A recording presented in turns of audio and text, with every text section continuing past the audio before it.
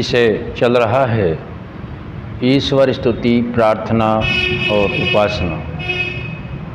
ईश्वर स्तुति, प्रार्थना और उपासना प्रथम ज्ञान ही प्राप्त करके करना योग्य है। इस ज्ञान को प्राप्त करने के लिए ऋषियों के मतानुकूल, ईश्वर की वाणी वेद के अनुकूल महर्षि दयानंद सरस्वती जी ने आर्य समाज की स्थापना मानव जाति के कल्याण के लिए की है। उसमें दूसरे नियम के द्वारा समझाया गया है, जो बता रहे हैं ईश्वर सच्चित आनंद स्वरूप, निराकार, सर्वशक्तिमान, न्यायकारी, दयालु, अजन्मा, अनंत, निर्विकार, अनादि, अनुपम, सर्वाधार। अगला जो शब्द रखा है वह रखा है सर्वेश्वर, अर्थात सर्व, सब का ईश्वर है। ईश्वर को हम परमात्मा, भगवान, ओम, अपना इष्ट अनंत रूपों में जानते हैं। ईश्वर जो ऐश्वर्यों से युक्त है, सभी के कल्याण के लिए ऐश्वर्यों को देता है, वही ईश्वर है। सर्व ईश्वर, जिसमें सर्व जितने भी हैं ऐश्वर्य मौजूद हैं, वह ईश्वर है। जो सृष्टि को रचने की, पालने की, संहार करने की सामर्थ्य जिसके अंदर है, वही ईश्वर है। सभी आत्माओं के पाप और पुण्यों के फलों का प्रदाता है, वही ईश्वर है। जिस स्थूल शरीर में आज आत्मा विद्यमान है, स्थूल शरीर से पहले सूक्ष्म शरीर जो बनाया गया है, वह भी परमात्मा के ऐश्वर्य से ही युक्त है। और इससे उत्तम ऐश्वर्य क्या हो सकता है कि आत्मा के लिए दो शरीरों का निर्माण होता है।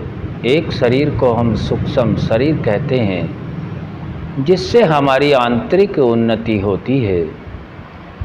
दूसरे को स्थूल शरीर कहते हैं, जो भौतिक पदार्थों की आवश्यकता से उन्नतियों को प्राप्त होता है। दोनों ही उन्नतियों को प्राप्त करने के लिए हमें धर्मानुकूल ही मन, वाणी और शरीर से कर्म करना योग्य है। ऐसा ही सभी को करना चाहिए। यही परमपिता परमात्मा अर्थात ईश्वर का नियम भी है कि आत्माओं को यह जो उत्तम शरीर दिया गया है, जो सबसे उत्तम शरीर है, यह मोक्ष प्राप्त करने के लिए दिया गया है। और इसी शरीर में आकर के हम सभी यह ज्ञान प्राप्त कर सकते हैं कि जितना भी ऐश्वर्य है, यह सभी उस ईश्वर की देन है। हम सभी तो केवल इसका भोग करने मात्र हैं, बस इतना ही हम सभी शरीरों में जो आत्माएं हैं, इतना कर्तव्य है। अर्थात आज हमने यह जाना है, जो ईश्वर स्तुति, प्रार्थना और उपासना ज्ञान के योग से करनी योग्य है, इसके विषय में जाना है कि ईश्वर सर्वेश्वर है। जितने भी ऐश्वर्य से युक्त हैं, उन सभी से सर्वोपरि ईश्वर सर्वेश्वर है। और इससे उत्तम ऐश्वर्य क्या होगा कि जब सूक्ष्म शरीर दिया है, आत्मा के लिए उन्नति करने का यह सबसे उत्तम साधन है। क्योंकि जब तक इस सूक्ष्म शरीर के अंदर जो अंदर की उन्नति होती है, वह आत्मा के साथ यदि जन्म है तो जन्म जन्मांतरों तक रहती है। कैसा ही हम कर्म करें, कर्म करने में मनुष्य पूर्ण रूप से स्वतंत्र है, लेकिन कर्म करने के उपरांत वह जो फल मिलता है उसमें मनुष्य स्वतंत्र नहीं है, वहाँ परतंत्र है। तो बाह्य जो शरीर से भौतिक पदार्थों को अपनी सुख सुविधाओं के लिए ऐश्वर्यों को एकत्र करता है, इसमें गलतियां होती हैं, इसका निवारण तो हमारा भौतिक संविधान भी कर देता है।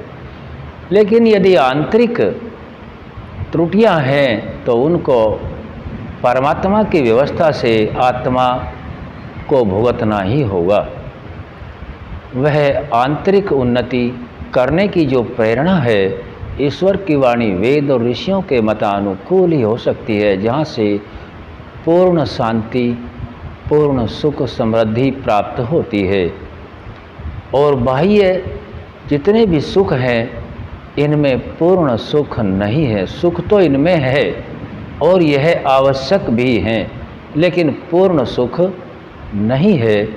पूर्ण सुख दोनों की उन्नतियों में है, आंतरिक उन्नति भी होनी योग्य है और बाह्य भी। और इन सभी ऐश्वर्यों का देना वाला होने से ईश्वर का नाम ऐश्वर्य अर्थात सर्वेश्वर सिद्ध होता है। आज हमने सर्वेश्वर के विषय में जाना है।